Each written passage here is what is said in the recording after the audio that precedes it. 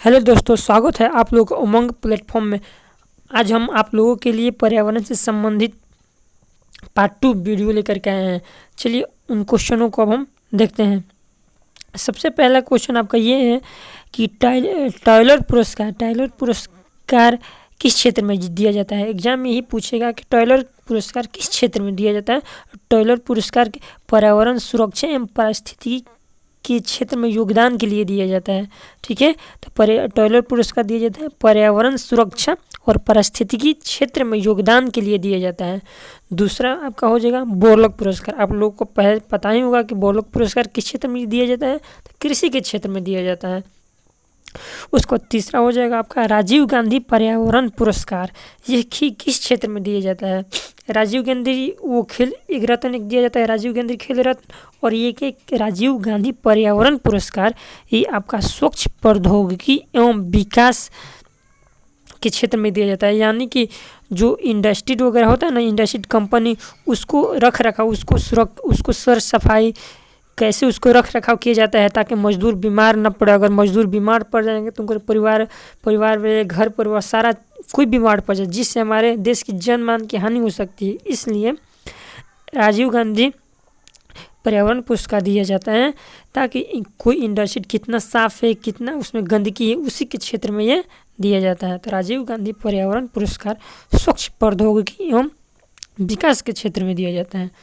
उसके बाद एक होता है वैश्विक 500 अवार्ड, माने वैश्विक 500 अवार्ड किस क्षेत्र में दिया जाता है। तो पर्यावरण संरक्षण हेतु किए गए उत्कृष्ट कार्यों के लिए। मान लीजिए किसी के घर के अगल बगल में बहुत सारे कचरा डस्ट है, उसको कैसे सर सफाई किया जाता है, उसी के क्षेत्र में आपका ये पुरस्कार दिया जाता है। तो वैश्विक 500 अवार्ड पर्यावरण संरक्षण के क्षेत्र के उत्कृष्ट कामों में ये पुरस्कार दिया जाता है। चलिए उसके बाद अब आता है दूसरा क्वेश्चन में आपका हो जाएगा, एक है पारिस्थितिकी तंत्र और एक है पारिस्थितिकी तंत्र शब्द और एक है पारिस्थितिकी शब्द। देखिए दोनों में क्या डिफरेंस है। ऊपर वाले में पारिस्थितिकी तंत्र लिखा हुआ है और नीचे वाले में सिर्फ पारिस्थितिकी लिखा हुआ है। शब्द का प्रयोग किसने किया था। तो पारिस्थितिकी तंत्र का प्रयोग किया था टांसले, याद रखिएगा। पारिस्थितिकी तंत्र तो टांसले। और सिर्फ पारिस्थितिकी शब्द का प्रयोग किसने किया था, तो अर्नेस्ट हैकल ने किया था। ठीक है, एग्जाम अक्सर पूछा था, आपको बिल्कुल घबराना नहीं है। पारिस्थितिकी तंत्र तो टांसले, त से तंत्र त से टांसले। और दूसरा हो जाएगा आपका पारिस्थितिकी शब्द, इसका हो जाएगा अर्नेस्ट हैकल ने किया था। उसका तीसरा हो जाएगा जैव विविधता शब्द का प्रयोग किसने किया था।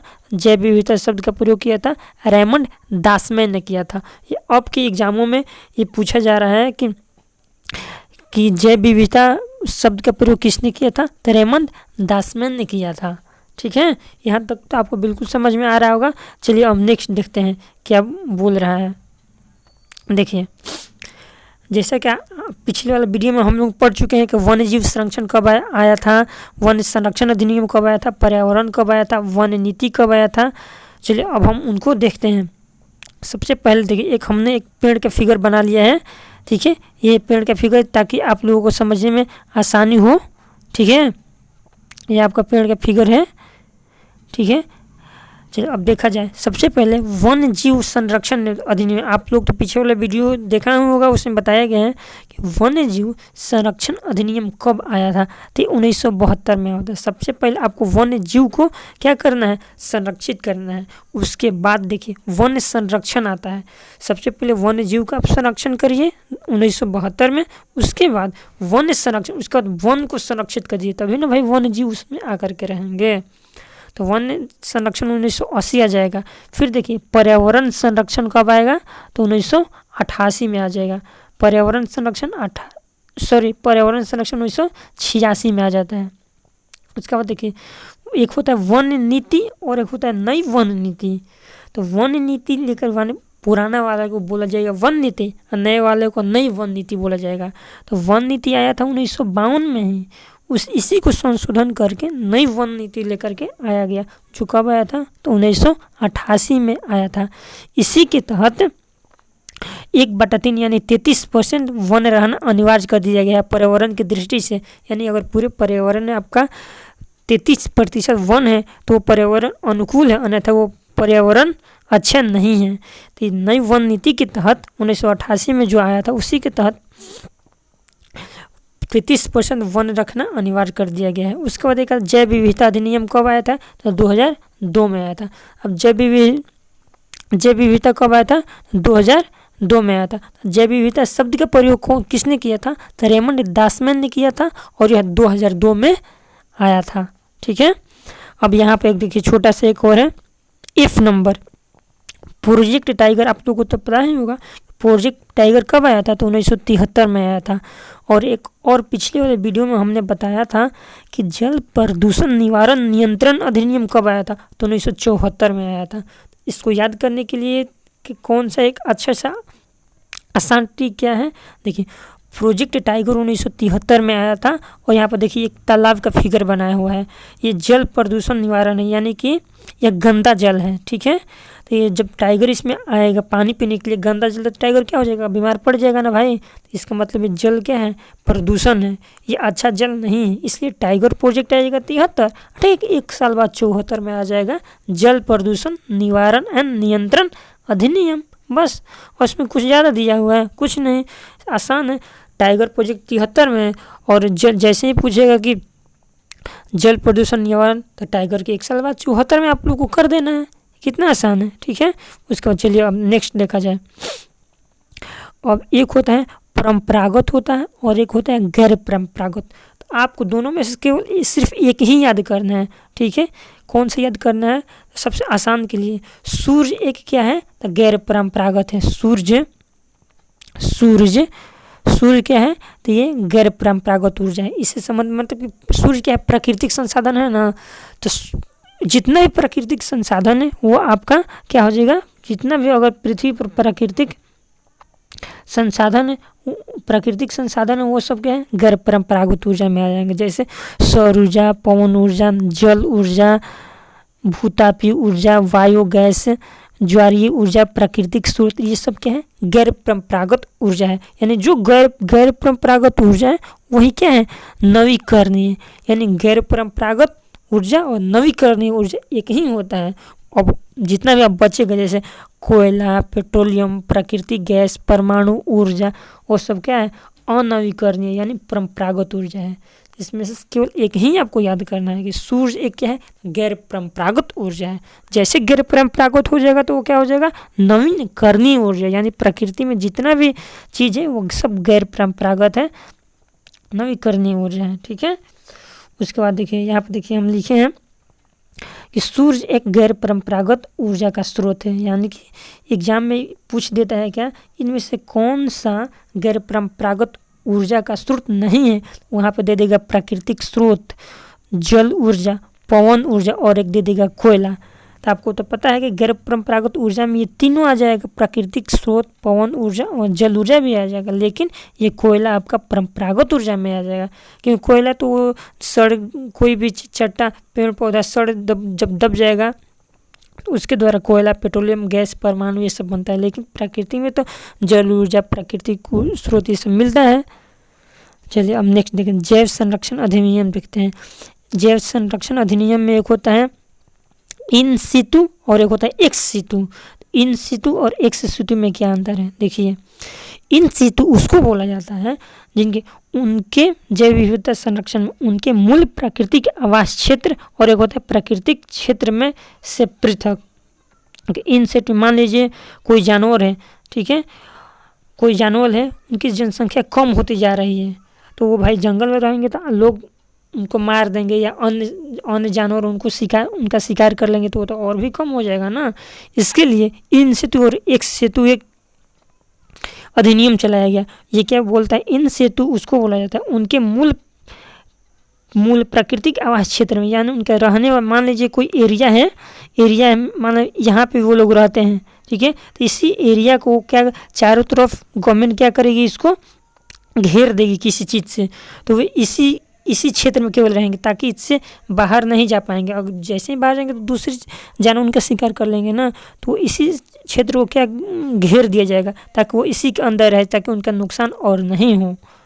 और एक होता है एक्स सेतु। एक्स सेतु में होता है प्राकृतिक आवास, मान लीजिए उनका रहने वाला स्थान ये था, जब गवर्नमेंट को पता चला कि यहाँ पे उन लोग को खतरा है, इसलिए यहाँ से उठाकर किसी खास क्षेत्र में, मान लीजिए किसी खास क्षेत्र में ला करके रख दिया जाएगा। यहाँ पे उनका पूरी सहायता किया जाएगा ताकि दूसरे जानवर इस क्षेत्र में नहीं आ सके। जैसे नाभिया से हमारे जो लेकर के आया गया है ना चीता, उन लोगों को कहाँ रखा है, तो कुनो नेशनल पार्क में रखा गया है ना, तो उन लोगों का प्राकृतिक आवास क्षेत्र से पृथक कर दिया गया है। यानी कुछ खास क्षेत्र में उनको ला करके रख दिए जाए ताकि फिर उनका जब जनसंख्या बढ़ जाएगा तो फिर उनको ले जाकर उनके प्राकृतिक आवास में छोड़ दिया जाएगा। ठीक है। उसके बाद एक होता है परवाल भित्ति। ठीक है। बोलती किसको, तो परवाल भित्ति समुद्र में पाया जाता है। छोटे छोटे काई, आप लोग को काई देखे होंगे, उसी के तौर पर छोटे छोटे पाया जाता है। यही इकट्ठा हो जाते हैं जब ना काफ़ी दिनों के बाद, काफ़ी वर्ष के बाद एक चट्टान का रूप ले लेते हैं। ठीक है। तो भारत में चार जगह परवाल भित्ति पाए जाते हैं। कहाँ कहाँ, सबसे पहला होता है कच्छ की खाड़ी। आप लोग को पता है ना कि कच्छ की खाड़ी गुजरात की तरफ है, कच्छ की खाड़ी गुजरात में है। उसके बाद एक लक्षद्वीप और अंडमान नगर द्वीप समूह, और एक होता है मन्नार की खाड़ी। मन्नार की खाड़ी वो तमिलनाडु और श्रीलंका वाले क्षेत्र को बोला जाता है, और कच्छ की खाड़ी गुजरात की तरफ होता है। लक्षद्वीप आप लोग को पता है ये कहाँ है, अंडमान निकोबार द्वीप समूह पता है। तो ये भारत में यही 4 जगह क्या परवाल भित्ति पाया जाता है। चलिए हम नेक्स्ट देखते हैं ये प्राकृतिक पारितंत्र किसको बोला था। एग्जाम में अक्सर यही क्वेश्चन पूछा जा रहा है, वन, झील, तालाब, और वहाँ पे एक खेत दे देगा। ठीक है। डी नंबर में खेत दे देगा। प्राकृतिक पारितंत्र कौन सा इसमें से नहीं है, तो वन है, ये है, झील है, ये तालाब है, खेत है, या खेत के बदले आपको क्या दे देगा, वहाँ पे दे देगा बगीचा। ठीक है। दे देगा बगीचा। इसमें से प्राकृतिक पारितंत्र कौन सा नहीं है, तो बगीचा नहीं है। एक होता है मानव निर्मित कृत्रिम पारितंत्र, धान का खेत, यानी कि मानव द्वारा निर्मित कृत्रिम पारितंत्र कौन सा है, देखिए दिया है ये धान का खेत। और देखिए एक होता है ग्रीन आर्मी प्रोजेक्ट। देखिए ये हम आपको दिखाएंगे कि बहुत सारा एग्जामों में ये पूछा जा चुका। ग्रीन आर्मी प्रोजेक्ट तो किसने लॉन्च किया, तो ये ऑस्ट्रेलिया के द्वारा लॉन्च हुआ था। तो पर्यावरण बचाने के लिए, पर जैसे पेड़ काटना, इधर उधर गंदगी ना फैलाना इत्यादि। तो ग्रीन आर्मी किसने लॉन्च किया था, तो ऑस्ट्रेलिया ने लॉन्च किया था। यह क्या है, पर्यावरण बचाने के लिए यह मुहिम चलाया गया था। ठीक है। उसका होता है भारत में एनजीटी होता है, यानी इसका फुल फॉर्म एग्जाम में पूछता है क्या, तो नेशनल ग्रीन ट्रिब्यूनल। ठीक है। क्या पूछता है, नेशनल ग्रीन ट्रिब्यूनल। यह कब आया था, तो यह 2010 में लेकर के आया गया था। ठीक है। यह क्या है भाई, तो पर्यावरण बचाओ, अन्य प्राकृतिक संसाधन को बचाव के लिए। जैसे इसका हेडक्वार्टर कहाँ है, न्यू दिल्ली में, यानी इसका मतलब ये हो जाएगा, नेशनल ग्रीन ट्रिब्यूनल का मतलब हो जाएगा तो पर्यावरण बचाओ और अन्य प्राकृतिक संसाधन। यानी कि जैसे मान लीजिए बिजली है, बिजली का बल्ब किसी के घर में दिन रात ऐसे ही जल रहा है, तो दिन में उसका क्या यूज है, उसको आप ऑफ कर दीजिए तो वो पर्यावरण ही ना बचेगा। पानी ऐसे ही नल द्वारा बर्बाद हो रहा है, उसको बंद कर दीजिए। उसी से संबंधित पर्यावरण बचाओ और प्राकृतिक संसाधनों के रख रखाव, यानी कि अच्छी तरह से उसको बचाना है, माने आवश्यकता से अधिक उपयोग नहीं करना है। उसी से संबंधित आपका नेशनल ग्रीन ट्रिब्यूनल है, जिसका हेडक्वार्टर हमारे भारत के नई दिल्ली में है। चलिए, और एक होता है UNEP। ठीक है, यूनाइटेड नेशन इन्वायरमेंट प्रोग्राम, इसका फुल फॉर्म होता है। इसका हेडक्वार्टर कहाँ है, तो केन्या की राजधानी नैरोबी में है। ठीक है, इसका स्थापना 1972 में किया गया था। ये भी पर्यावरण से संबंधित थी। आप लोगों को फुल फॉर्म से पता हो ही जा रहा होगा कि यूनाइटेड नेशन इन्वायरमेंट प्रोग्राम है। ये 1972 में आया था, 72 में आया था। वो जो वन्य जीव था ना, वन्य जीव अधिनियम में, वन्य जीव 72 में ही लेकर के आया गया था। उसी समय UNEP की भी स्थापना हुआ था। इसका हेड क्वार्टर कहाँ है, तो केन्या की राजधानी नैरोबी में है। अब देखिए, एक होता है जल शुद्धता, उसमें अब एक होता है BOD। ठीक है, बायोलॉजिकल या biochemical oxygen demand, biology exam में आपको पूछेगा बायोलॉजिकल ऑक्सीजन डिमांड या बायोकेमिकल ऑक्सीजन डिमांड। ये क्या होता है, देखिए जिस जल में बीओडी की मात्रा अधिक हो वो पानी क्या है, गंदा है। देखिए यहाँ पे लिखा हुआ है कि नीचे बीओडी की सूचकांक जितना ज़्यादा होगा इस स्थान पर ऑक्सीजन की मांग उतना ही ज़्यादा होगी। यानी कि जिस क्षेत्र में माने जिस पानी में बीओडी की मात्रा ज़्यादा रहेगा यानी बायोलॉजिकल ऑक्सीजन डिमांड वैसे पता चल ही जा रहा है, तो वहाँ पे वो पानी क्या रहेगा, अशुद्ध रहेगा। ठीक, जल शुद्धता उसमें घुले ऑक्सीजन की मात्रा पर निर्भर करता है। जितना ज़्यादा ऑक्सीजन उतना शुद्ध जल, मानो वहाँ पर ऑक्सीजन जितना बढ़िया रहेगा उतना ही शुद्ध जल रहेगा। तो बीओडी का मतलब क्या होता है कि गंदा पानी, बायोलॉजिकल ऑक्सीजन डिमांड, वह पानी के ऑक्सीजन का डिमांड कर रहा है यानी कि और उसमें ऑक्सीजन चाहिए, वो गंदा पानी है, जैसे ही ऑक्सीजन उसमें जाएगा तो पानी शुद्ध हो जाएगा। ठीक है, तो यही बीओडी का मतलब होता है।